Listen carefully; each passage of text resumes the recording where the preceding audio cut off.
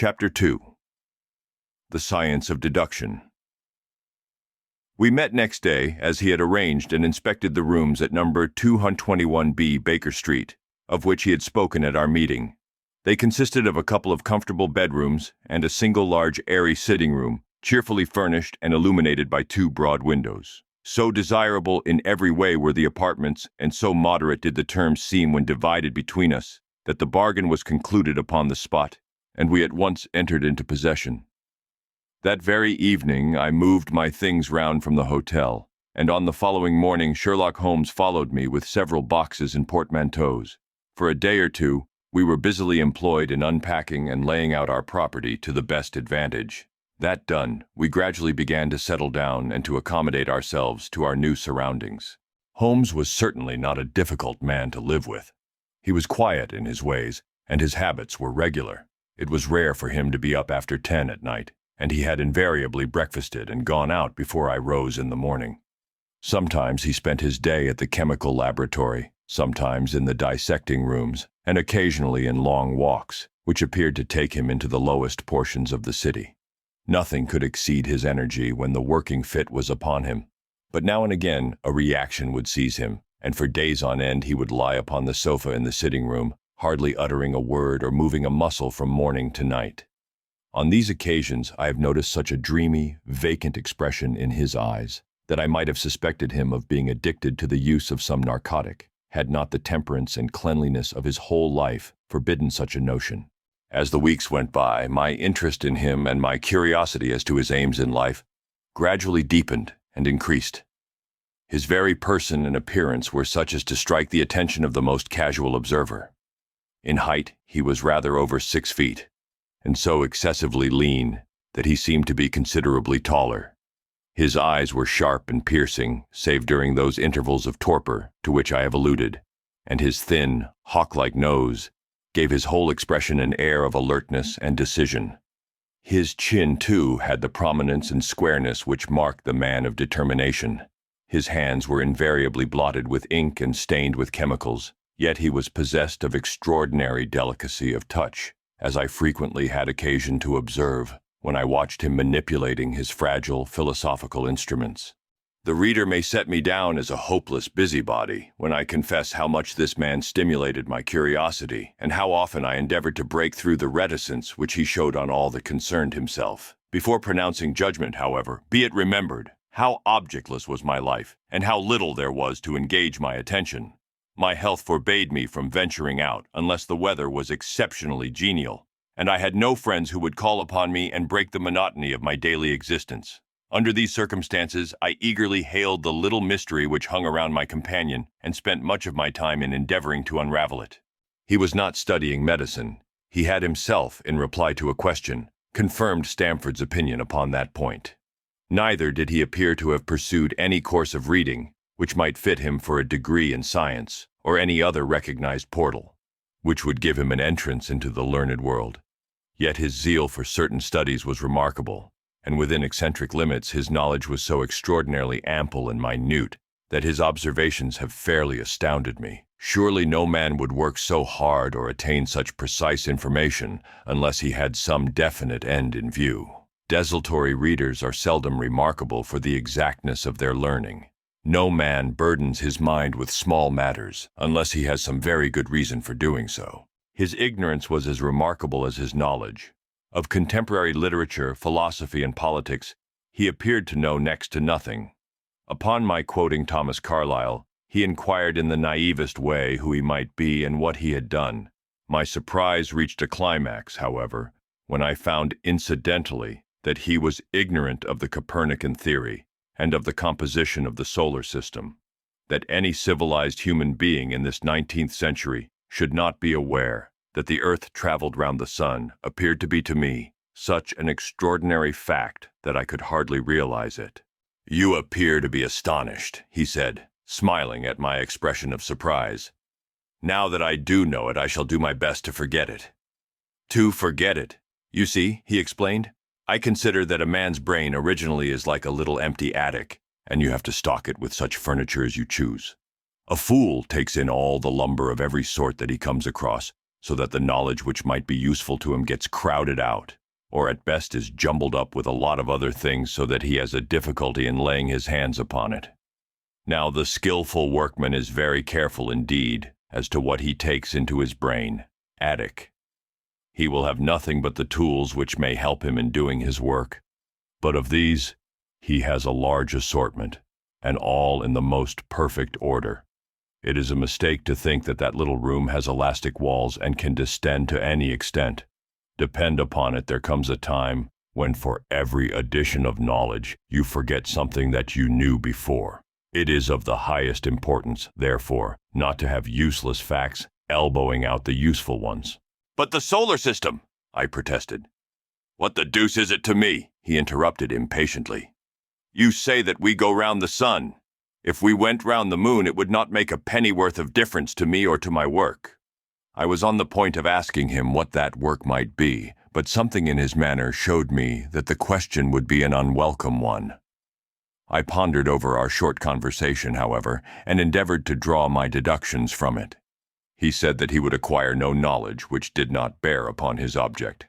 Therefore, all the knowledge which he possessed was such as would be useful to him. I enumerated in my own mind all the various points upon which he had shown me that he was exceptionally well informed. I even took a pencil and jotted them down. I could not help smiling at the document when I had completed it. It ran in this way. Sherlock Holmes, his limits. 1. Knowledge of literature. Nilbo 2. Philosophy. Nilwo 3. Astronomy. Nil. 4. Politics. Feeble. 5. Botany. Variable. Well up in belladonna, opium, and poisons generally. Knows nothing of practical gardening. 6. Geology. Practical, but limited. Tells at a glance different soils from each other.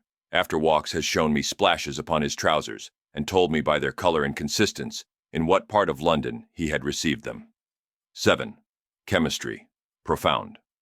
8. Anatomy. Accurate, but unsystematic. 9. Sensational literature. Immense. He appears to know every detail of every horror perpetrated in the century. 10. Plays the violin well. 11. Is an expert single-stick player, boxer, and swordsman. 12. Has a good practical knowledge of British law. When I had got so far in my list, I threw it into the fire in despair. If I can only find what the fellow is driving at by reconciling all these accomplishments and discovering a calling which needs them all, I said to myself, I may as well give up the attempt at once. I see that I have alluded above to his powers upon the violin. These were very remarkable, but as eccentric as all his other accomplishments, that he could play pieces, and difficult pieces, I knew well, because at my request, he has played me some of Mendelssohn's Lieder and other favorites. When left to himself, however, he would seldom produce any music or attempt any recognized air.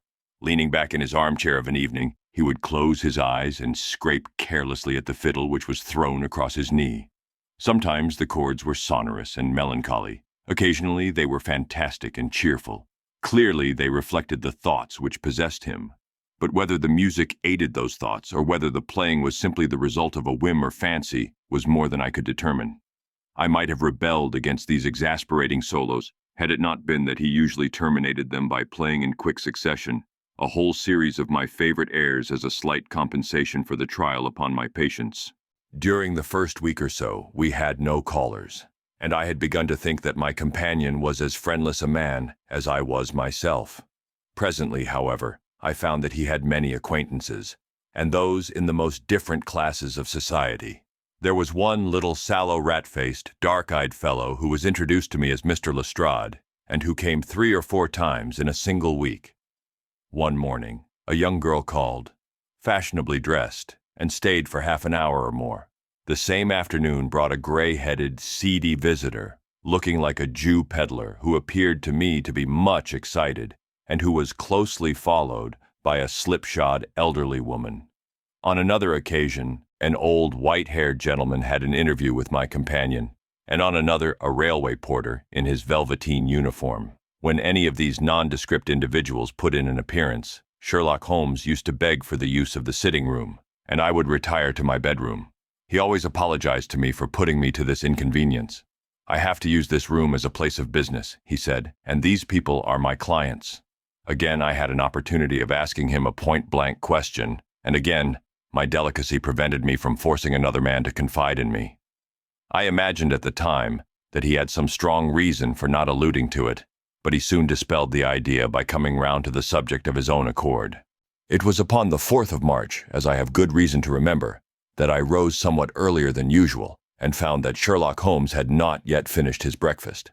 The landlady had become so accustomed to my late habits that my place had not been laid, nor my coffee prepared.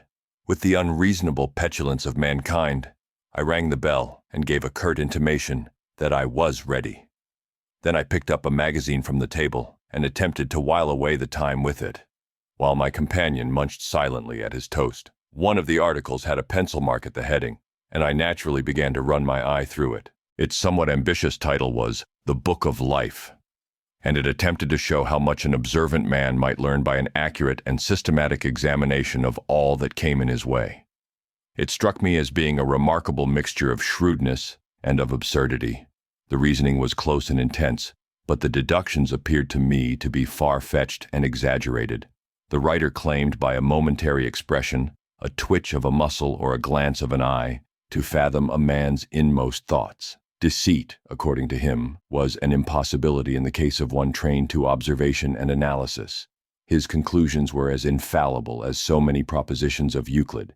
So startling would his results appear to the uninitiated that until they learned the processes by which he had arrived at them, they might well consider him as a necromancer. From a drop of water, said the writer, a logician could infer the possibility of an Atlantic or a Niagara without having seen or heard of one or the other. So all life is a great chain, the nature of which is known whenever we are shown a single link of it. Like all other arts, the science of deduction and analysis is one which can only be acquired by long and patient study, nor is life long enough to allow any mortal to attain the highest possible perfection in it. Before turning to those moral and mental aspects of the matter which present the greatest difficulties, let the inquirer begin by mastering more elementary problems. Let him, on meeting a fellow mortal, learn at a glance to distinguish the history of the man and the trade or profession to which he belongs. Puerile as such an exercise may seem, it sharpens the faculties of observation and teaches one where to look and what to look for. By a man's fingernails, by his coat sleeve, by his boot, by his trouser knees, by the callosities of his forefinger and thumb, by his expression, by his shirt cuffs. By each of these things a man's calling is plainly revealed. That, all united, should fail to enlighten the competent inquirer, in any case, is almost inconceivable. What ineffable twaddle, I cried, slapping the magazine down on the table. I never read such rubbish in my life. What is it? Asked Sherlock Holmes. Why, this article, I said, pointing at it with my egg spoon as I sat down to my breakfast. I see that you have read it since you have marked it. I don't deny that it is smartly written. It irritates me, though. It is evidently the theory of some armchair lounger who evolves all these neat little paradoxes in the seclusion of his own study. It is not practical. I should like to see him clap down in a third-class carriage on the Underground and ask to give the trades of all his fellow travelers. I would lay 1,000 to 1 against him. You would lose your money, Sherlock Holmes remarked calmly. As for the article, I wrote it myself. You. Yes, I have a turn both for observation and for deduction. The theories which I have expressed there, and which appear to you to be so chimerical, are really extremely practical, so practical that I depend upon them for my bread and cheese. And how? I asked involuntarily. And how? I asked involuntarily. Well, I have a trade of my own. I suppose I am the only one in the world. I'm a consulting detective, if you can understand what that is. Here in London, we have lots of government detectives and lots of private ones. When these fellows are at fault, they come to me, and I manage to put them on the right scent. They lay all the evidence before me, and I am generally able, by the help of my knowledge of the history of crime, to set them straight. There is a strong family resemblance about misdeeds, and if you have all the details of 1,000 at your finger ends, it is odd if you can't unravel the 1,001st. Lestrade is a well-known detective. He got himself into a fog recently over a forgery case, and that was what brought him here. And these other people? They are mostly sent on by private inquiry agencies. They are all people who are in trouble about something and want a little enlightening. I listen to their story, they listen to my comments, and then I pocket my fee.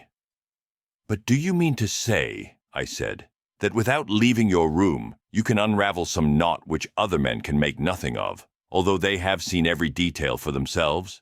Quite so. I have a kind of intuition that way. Now and again a case turns up which is a little more complex. Then I have to bustle about and see things with my own eyes.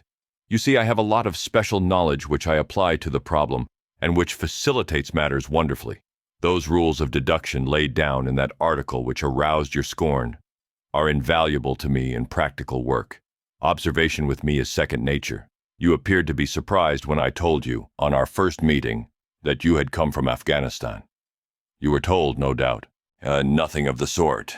I knew you came from Afghanistan. From long habit, the train of thoughts ran so swiftly through my mind that I arrived at the conclusion without being conscious of intermediate steps. There were such steps, however. The train of reasoning ran.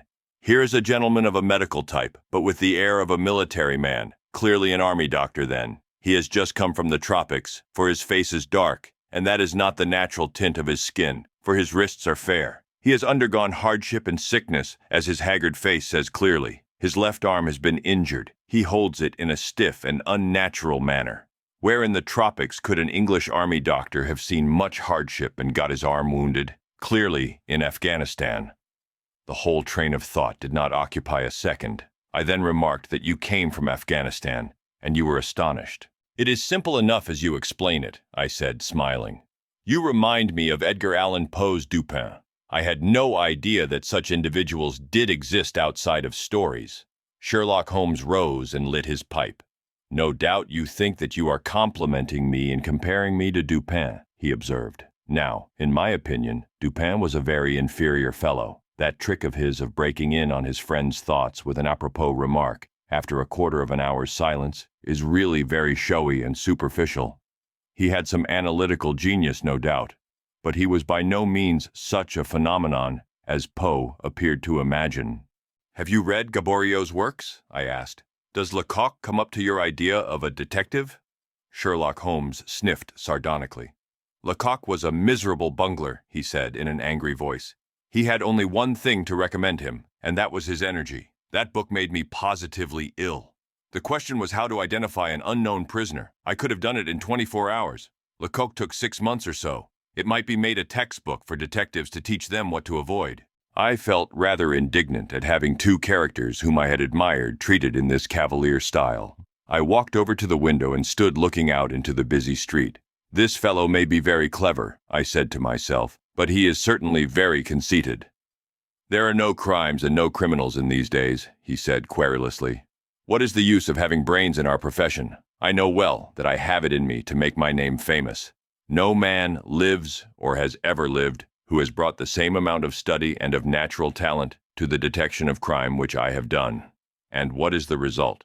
There is no crime to detect, or, at most, some bungling villainy, with a motive so transparent that even a Scotland Yard official can see through it. I was still annoyed at his bumptious style of conversation. I thought it best to change the topic. I wonder what that fellow is looking for, I asked, pointing to a stalwart, plainly dressed individual who was walking slowly down the other side of the street, looking anxiously at the numbers. He had a large blue envelope in his hand and was evidently the bearer of a message. You mean the retired sergeant of Marines, said Sherlock Holmes. Brag and bounce, thought I to myself.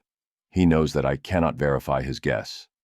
The thought had hardly passed through my mind when the man whom we were watching caught sight of the number on our door and ran rapidly across the roadway. We heard a loud knock, a deep voice below, and heavy steps ascending the stair. For Mr. Sherlock Holmes, he said, stepping into the room and handing my friend the letter. Here was an opportunity of taking the conceit out of him. He little thought of this when he made that random shot.